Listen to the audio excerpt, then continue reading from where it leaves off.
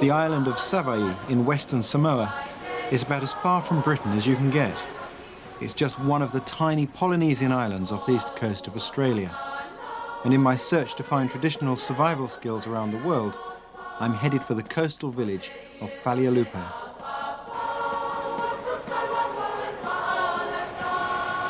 The islands have been inhabited for about 1,000 years. Settlers arrived here by boat, paddling huge distances across the Pacific to find new lands and a new life.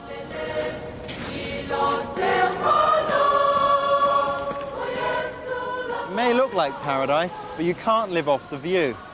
The Polynesians certainly didn't travel thousands of miles to set up shop here because of the scenery. It's a long swim between the islands, so to live here, you've got to be self-sufficient. And that means learning how to find food and build shelters in a land that's harsher than it looks. The seas are powerful with treacherous currents. Cyclones regularly sweep through these islands. The latest one flattened this concrete church in minutes. Which is partly why villages like Falealupo have hung on to their traditional skills, because they're effective. It's also because here, Samoan culture is still strong. The village is governed by a council of chiefs who ensure that their heritage, skills, and close sense of community remain intact. They manage to use chainsaws and electric ovens alongside their old ways. This is the carver ceremony, held in a traditional house or fale, which welcomes each guest to the village. Ia, manuia.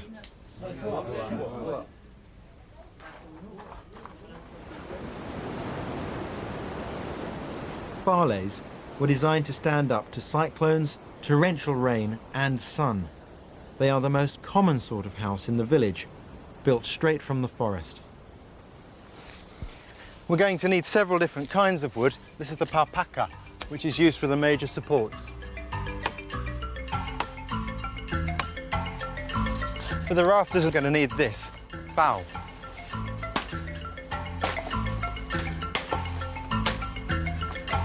And this is aso, for the ribs to hold the thatch.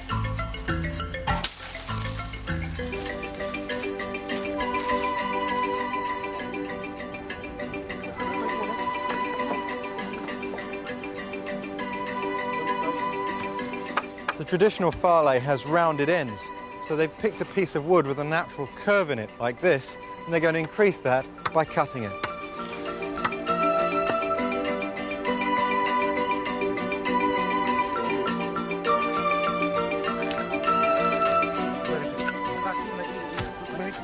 In Falealupo, about a quarter of the houses use corrugated iron for their roofing. But for most fales, the Samoans turn to what they call the tree of life, the coconut palm. The leaves make just about anything in the village: baskets, mats, plates, hats, beds, and roofs.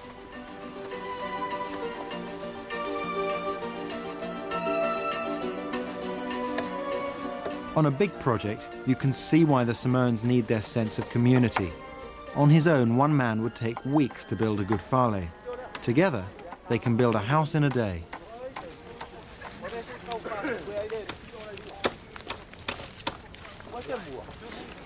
They work fast, and trying to get them to slow down for the cameras was nigh on impossible.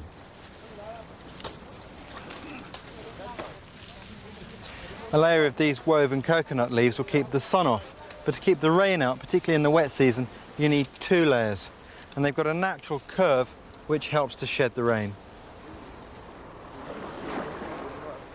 The ribs are being tied on with bark, and that comes from the fowl, which is the wood used for the rafters.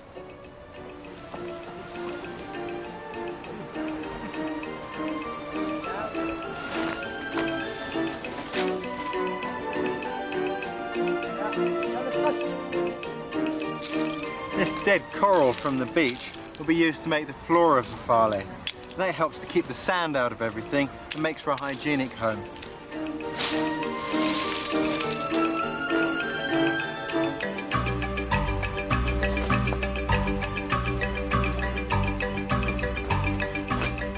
No house is complete without blinds, and these ones keep the wind off as well as the sun. The farley is tailor-made for the islands and the climate. When the recent cyclone struck, traditional farley stood up better than most modern houses. The open sides allow the air pressure inside to equalise when a shockwave hits, whereas most closed structures just explode.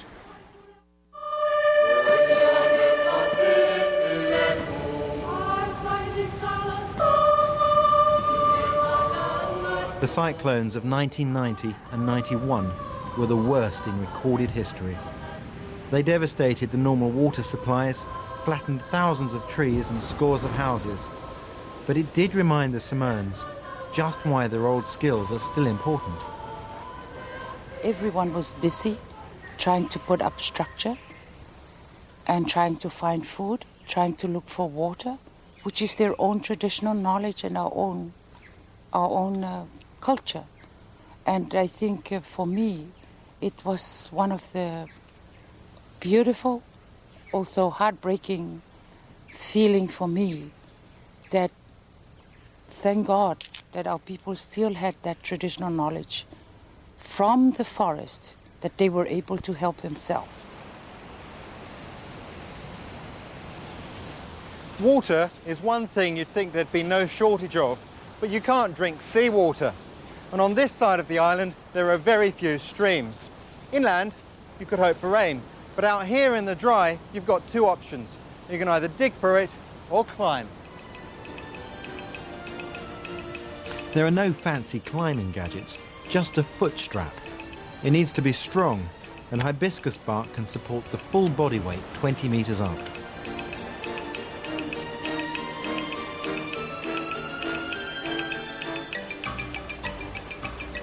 They're after coconuts, and villagers will climb these trees every day. Even without cyclones, water has to be tankered into the village, and that's an erratic supply at the best of times. A green husk shows it's immature. Inside there'll be little fruit, but plenty of watery milk.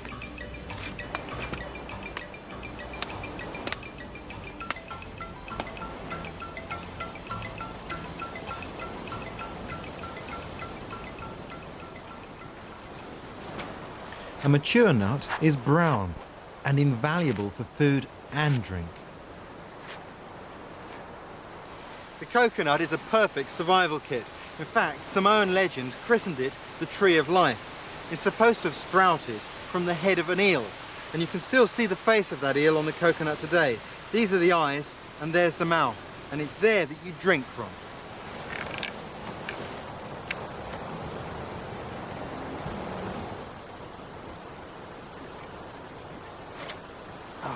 The face also shows you how to open the coconut.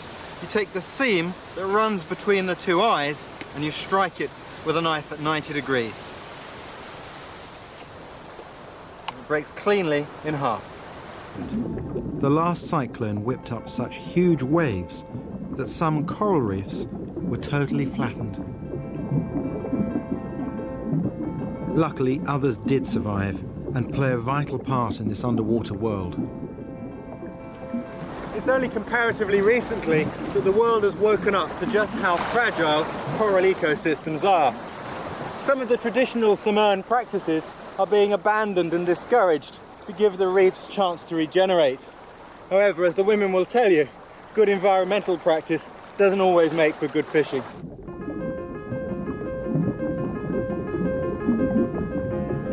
In this big ocean, coral is a good hiding place for small, shy fish. So if you fill a basket with coral and camouflage it at one end of a small reef, you can use scare tactics at the other end to herd frightened fish into your basket.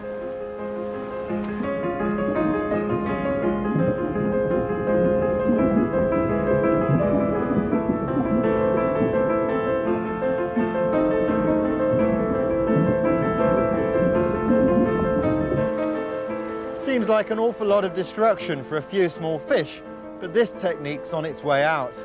There are, though, more selective ways. This is the type of harpoon that they use. Basically, it's an underwater catapult. Armed with one of these, Simone start notching up fish that I can't even see in a matter of minutes.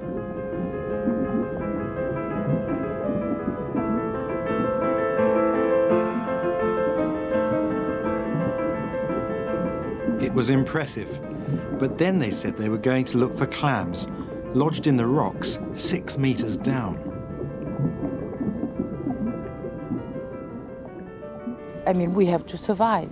They have to sustain themselves with what is around their environment, and there are clams in that depth. So it's either you have the breath to get down or you don't eat.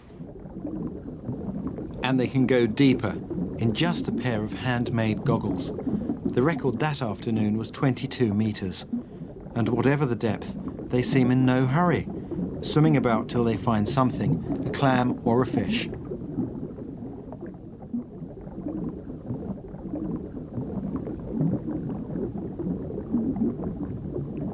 I couldn't stay down there, but luckily they can.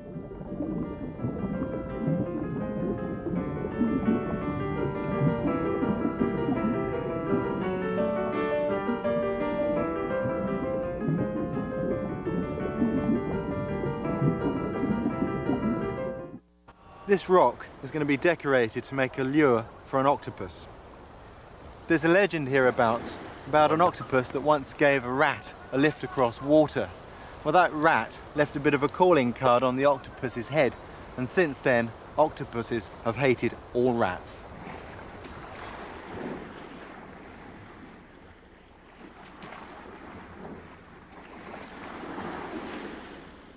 When an octopus sees this, he gets really angry, grabs it, and won't let go.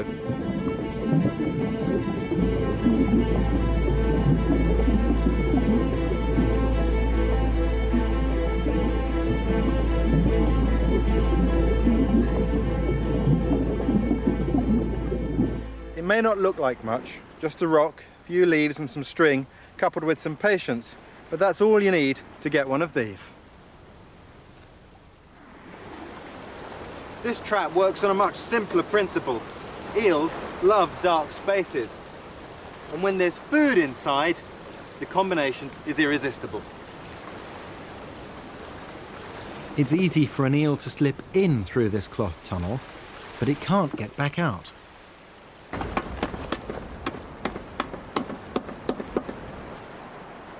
Setting traps near the reef is dangerous. There's every chance of being swept away by tremendous currents that rip through the reef.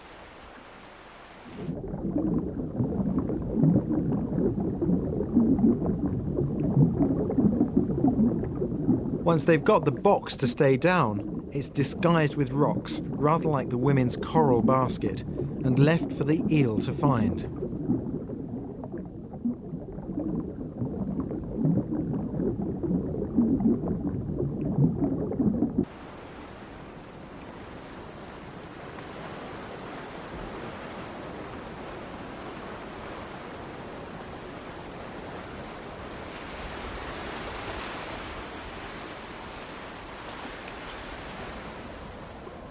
It's simple, but it works.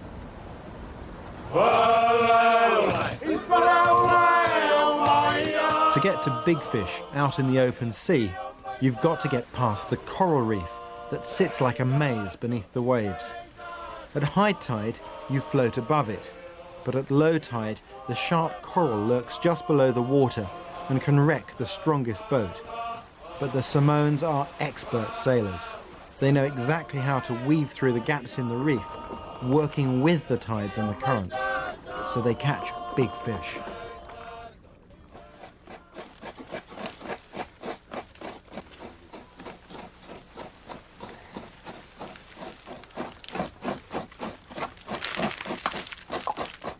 Every Sunday in Savaii is Umu Day, when family groups gather together to make an elaborate ceremonial feast.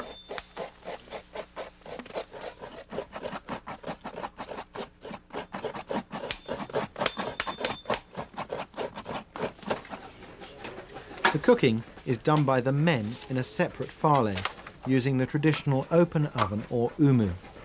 It starts with a normal fire, but local volcanic rock is piled on top. These rocks absorb and hold so much heat that they'll roast the food long after the fire has died down. One hot rock from the fire is enough to soften the grated coconut, which is squeezed between banana leaf fibres. The result, coconut cream.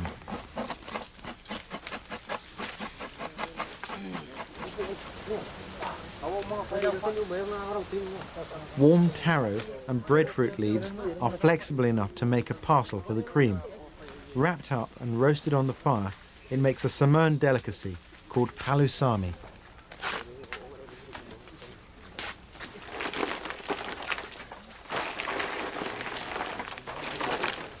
Once the fire's up to speed, it's levelled out ready for the parcels of fish and coconut.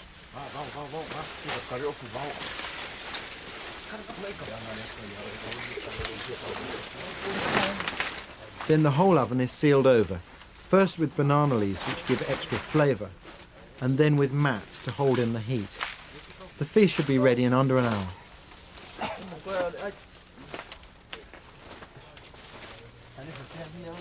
I'm sure like you had died for your McDonald's. It's the same for us in Samoa. There are certain things that we crave for, and the taste of the umu it doesn't match anything that comes out of the electric oven.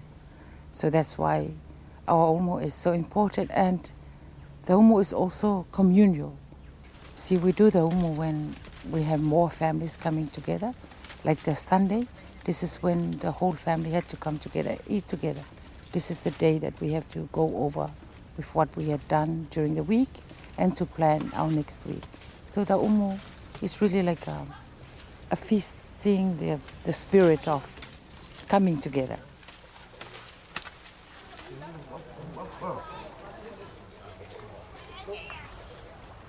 Here's the palusami. It tasted delicious. And after lunch, more fishing. Like building canoes or whales, fishing itself is something that can involve a whole village. What we're building here is a laud, and that's going to function rather like a dragnet to corral some fish. The coconut leaves, yes, coconut leaves again, act this time like a mobile underwater fence. We dragged them out as the tide was falling and made a huge circle. Apparently it's been known for hundreds of people to turn up for a laud.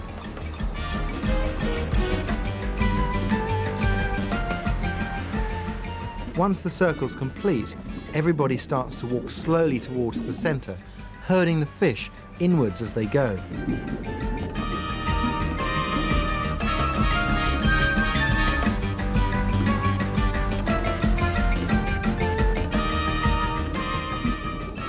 In the middle, harpoon experts wait to spear as many fish as they can.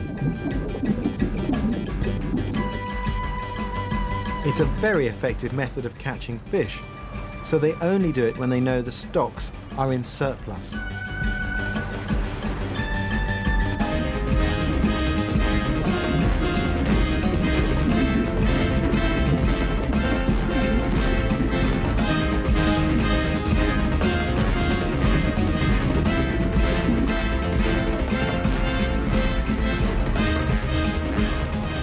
It feels distinctly like a carnival.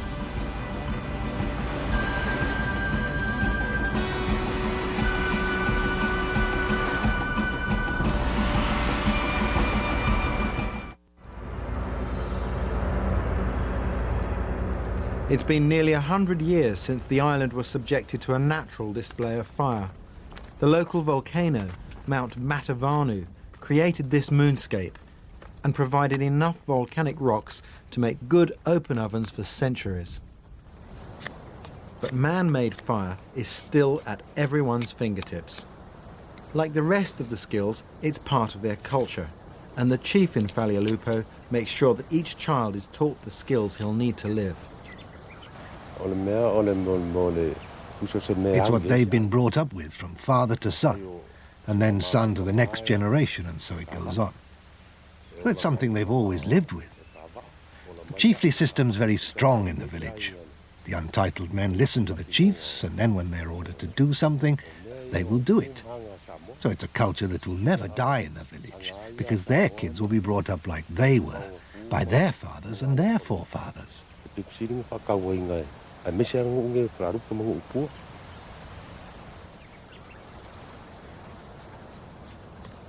It's really heartening to see a place where these skills are so valued and secure. The people are very much a part of the modern world, but they are proud of their history and their knowledge. They use their skills daily because they know that on this remote island, with its changing weather, they may need them at any time.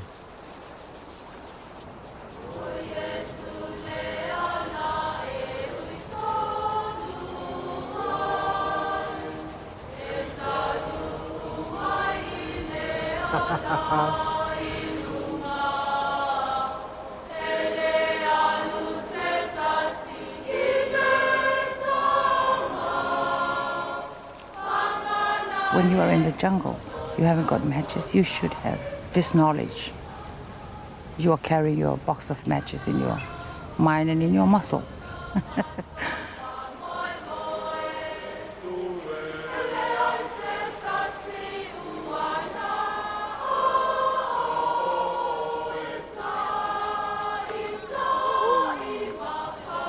These are the skills that will sustain us forever because of our tiny islands.